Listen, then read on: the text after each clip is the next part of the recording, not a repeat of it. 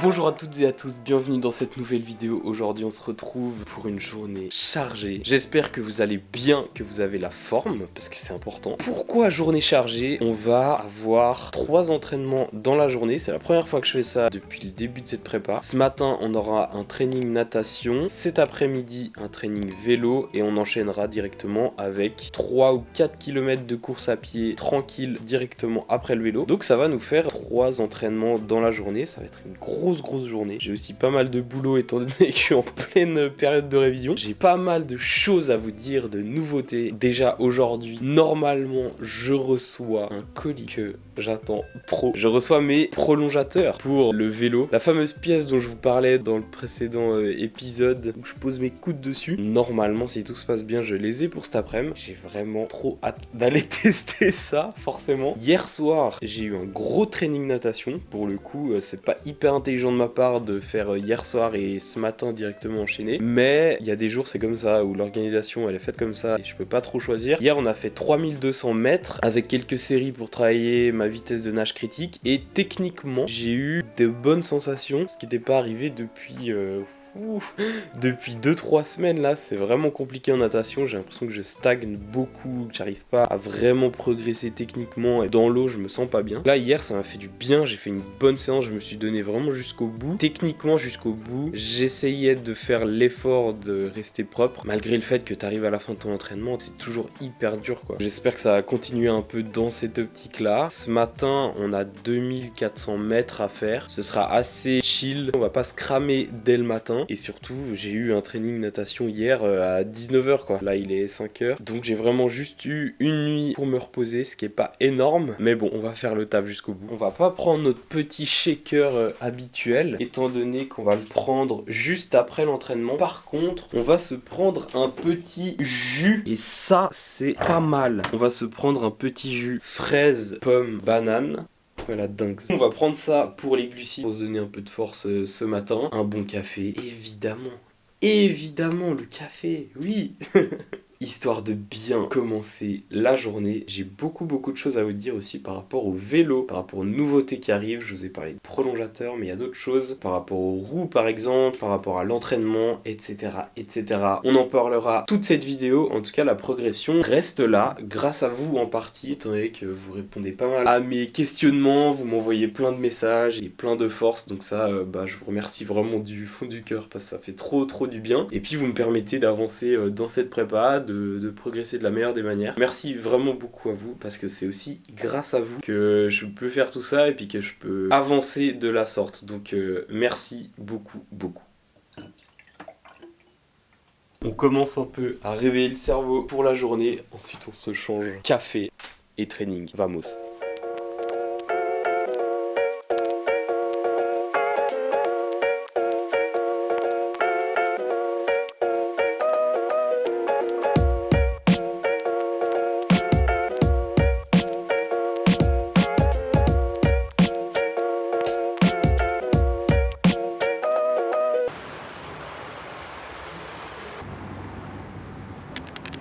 Le petit post-workout, on a 40 grammes de whey avec 1 gramme de créatine. Ça nous fera notre source de protéines juste après. Pour la récup, pour pouvoir enchaîner avec la suite. Entraînement très intéressant, assez dur mais intéressant.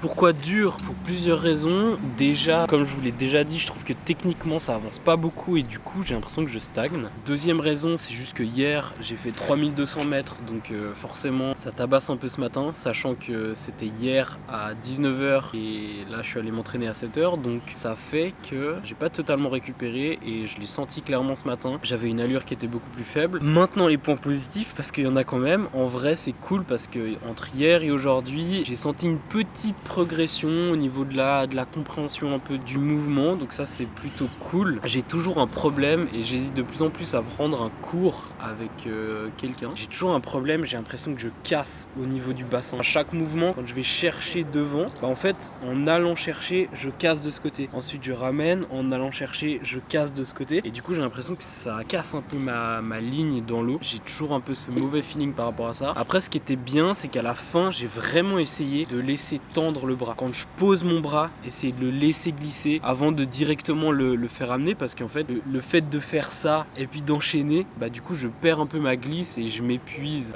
pour rien. Du coup j'ai vraiment essayé de laisser ramener, laisser. Ma glisse elle est un peu mieux sur la fin. Il y a aussi un autre truc, je me rends compte quand je mets l'accent sur cette épaule ou pas, j'essaye en sortie de mouvement de vraiment faire sortir l'épaule pour la ramener devant et pas la laisser traîner sur le côté. Et je vois dans l'eau clairement quand je ramène, c'est surtout mon bras gauche en vrai, parce que je pense que j'ai un peu moins de mobilité là-dessus et moins de force, mais quand je le ramène souvent j'ai tendance à le laisser un peu traîner. Quand je me fais la remarque, je sens toute l'eau qui vient buter ici. Faut essayer de sortir l'épaule derrière pour la ramener devant. Les points positifs, on va dire que ça a été ça, parce que j'ai essayé de me concentrer dessus et je sentais que quand je combinais un peu les deux, quand j'essayais vraiment d'avoir ce travail de l'épaule et venir poser la main devant pour me laisser glisser, je sentais que ça allait beaucoup mieux, ma glisse allait mieux, j'avais l'impression que je gagnais un peu de vitesse sans trop m'épuiser. C'est des choses que je retrouvais pas du tout ces 2 dernières semaines, qui étaient super frustrants. Point positif aussi, c'est qu'il y avait pas trop de monde, ça c'était cool, on se marchait pas trop dessus. On aura fait au final 2500 mètres avec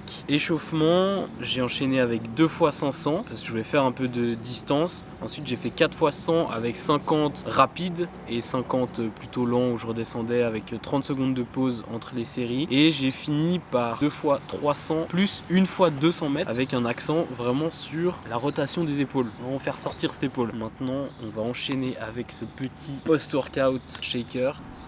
Les amis, j'ai reçu enfin ce super colis, ces super prolongateurs, enfin. On va les installer et ensuite on se prépare pour aller rouler. J'ai vraiment trop hâte de voir ce que ça donne.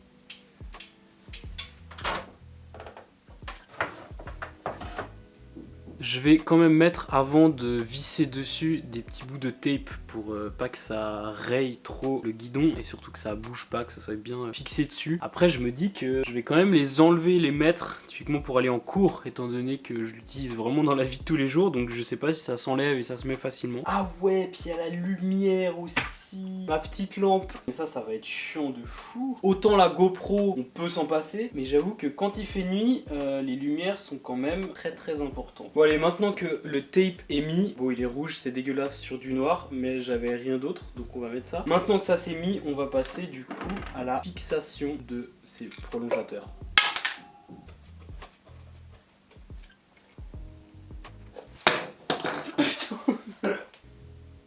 Vous me voyez là comme ça ? On va régler les 2 petits repose-coudes, je sais pas comment ça s'appelle, vu qu'on va être comme ça, je prends la poignée ici, il faut que mes coudes soient assez bien orientés, assez rentrés vers l'intérieur pour qu'il y ait une position le plus aérodynamique possible.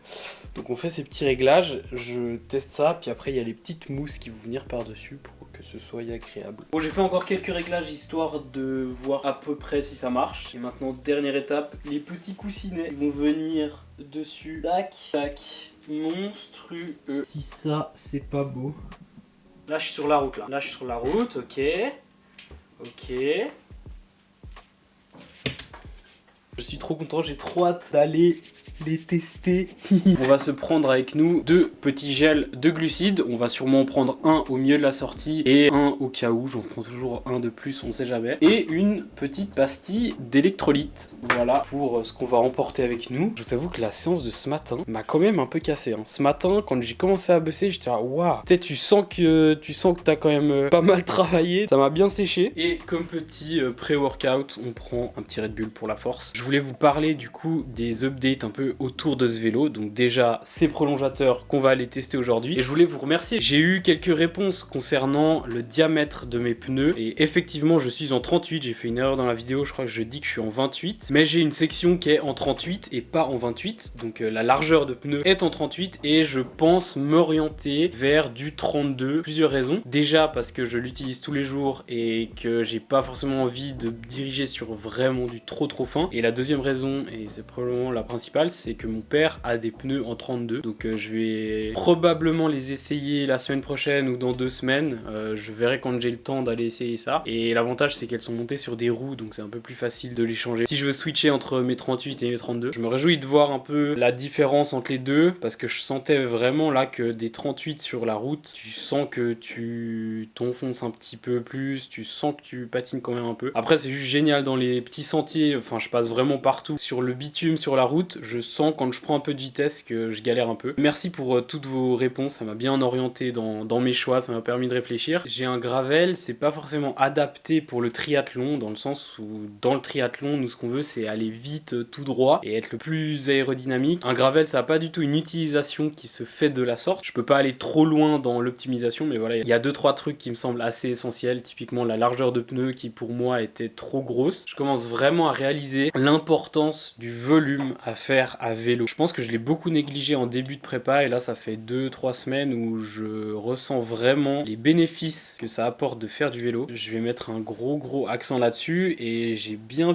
compris que ça pouvait être vraiment un game changer. Au début de ma prépa, je voulais mettre l'accent sur la course à pied parce que c'est là où j'avais le plus de peine, c'est là où je galérais le plus, mais en réalité c'est pas totalement ça, c'est juste que je partais tellement loin que tout me paraissait compliqué et forcément le truc le plus accessible c'est d'aller courir, c'est pas forcément d'aller faire du vélo. Tu vas courir, tu sens que t'es nul, tu te dis je dois m'améliorer donc je vais taffer là-dessus. Mais je pense pas que c'est la bonne stratégie dans le sens où le vélo apporte quand même des choses que la course à pied n'apporte pas. Déjà juste le fait qu'il n'y ait aucun impact, ça change beaucoup et ça permet de préserver quand même ses articulations tout en continuant à travailler, à faire développer toujours ses capacités physiologiques et ça c'est ce qui me manque clairement chez moi. Au début c'était vraiment horrible, là ça commence à aller gentiment, je sens que ma fréquence cardiaque part pas n'importe où, n'importe quand, je sens que j'arrive mieux à gérer mes efforts, je sens que j'arrive à développer plus de puissance sur la durée, je sens que j'arrive à mieux récupérer, à mieux enchaîner, à accumuler beaucoup plus de volume qu'avant. C'était aussi le but le début de cette prépa, c'était d'accumuler du volume sans en faire trop et là maintenant on est vraiment dans la phase où j'ai le plus de volume jusqu'à cette fameuse phase d'affûtage, là où il va falloir être carré dessus, mais on n'en est pas du tout encore là. Là en ce moment j'ai quand même beaucoup de volume et j'essaye de le répartir intelligemment. J'ai clairement augmenté le volume à vélo et ça va pas du tout s'arrêter là, je compte en faire vraiment beaucoup. C'est un peu comme la natation. En soi, si j'avais réellement le temps ou la possibilité ou plutôt des antécédents qui me permettaient de pouvoir faire de la natation chaque jour, j'en ferais chaque jour. Il y a plein d'autres paramètres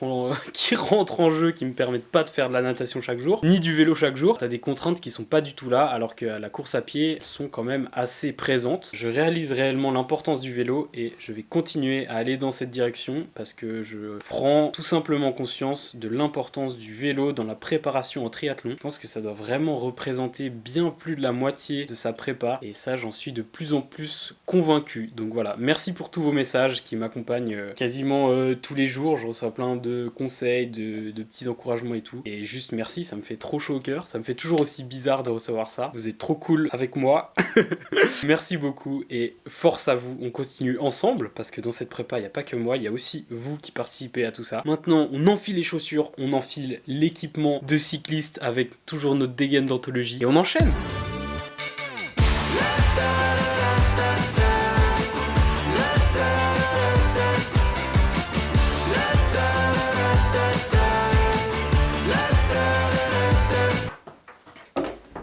Allez, vous connaissez maintenant la chanson, on rentre de la sortie vélo, on met les chaussures de course à pied et on va courir. Aujourd'hui l'objectif, ça va être de faire minimum 4 km. Pourquoi je vais directement courir? Pour s'habituer à la transition du jour J, qui se fera forcément du vélo à la course à pied. Et aujourd'hui c'est un peu particulier, normalement je fais entre 500 mètres et 1 km. Et là aujourd'hui j'ai envie de faire un peu plus pour vraiment travailler un peu plus sur la durée. Donc on va faire minimum 4 km de course à pied. Je vais juste en profiter pour changer et mettre un petit short. Je vais être plus à l'aise pour la course à pied.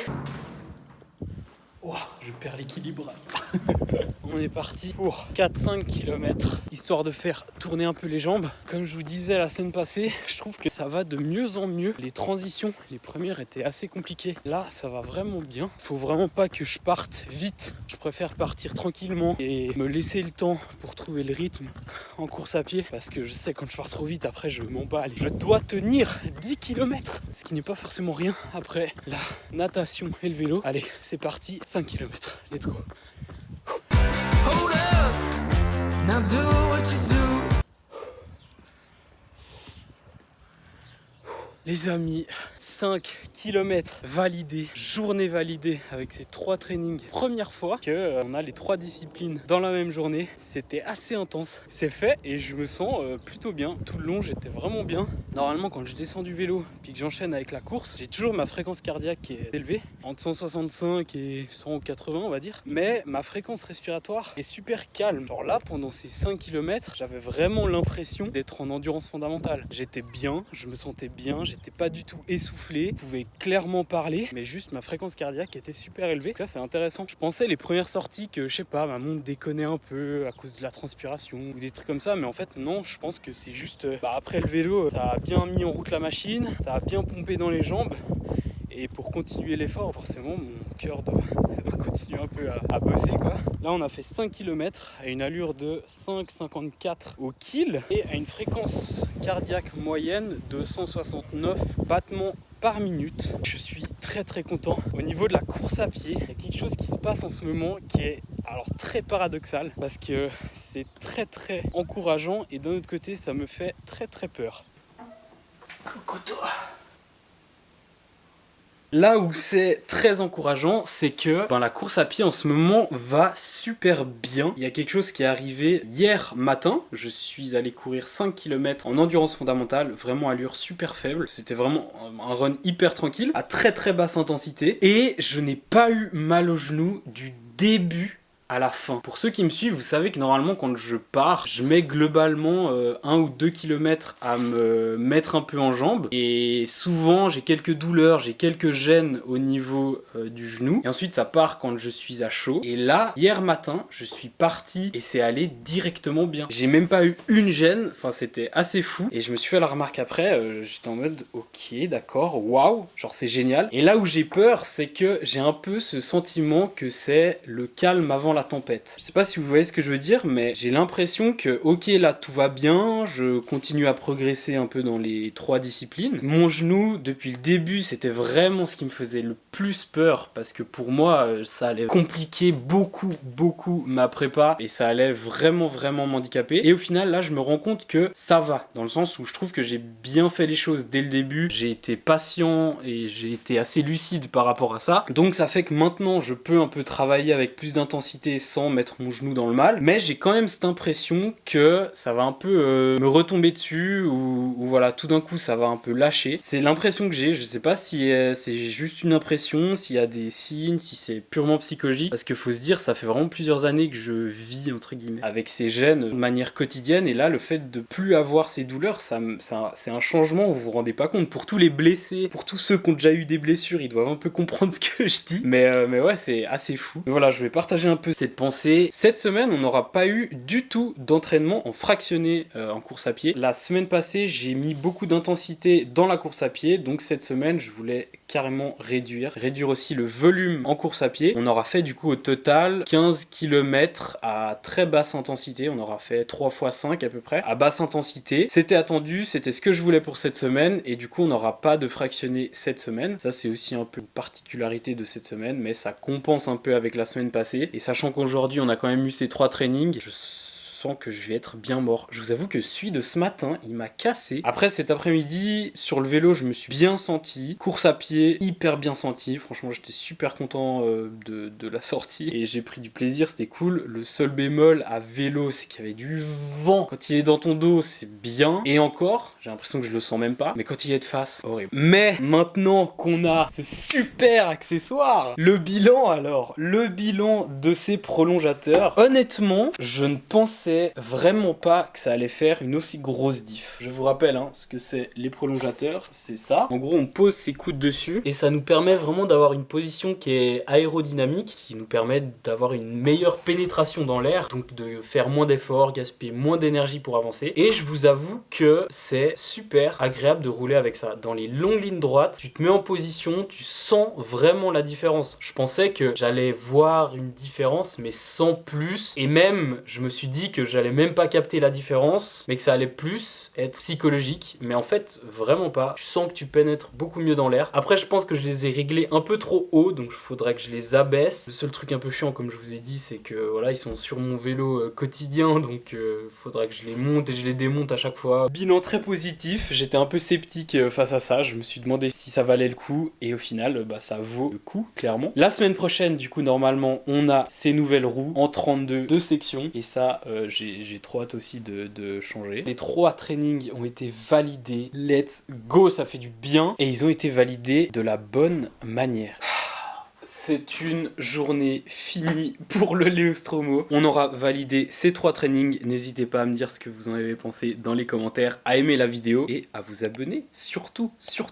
J'en vois plein qui regardent les vidéos et qui ne sont pas abonnés. C'est juste en dessous. En vrai, ça aide pour le référencement. Ça aide à développer la chaîne, tout simplement. Sur ce, prenez soin de vous. Je vous envoie toute ma force pour vous. Et on se retrouve la semaine prochaine. Ciao.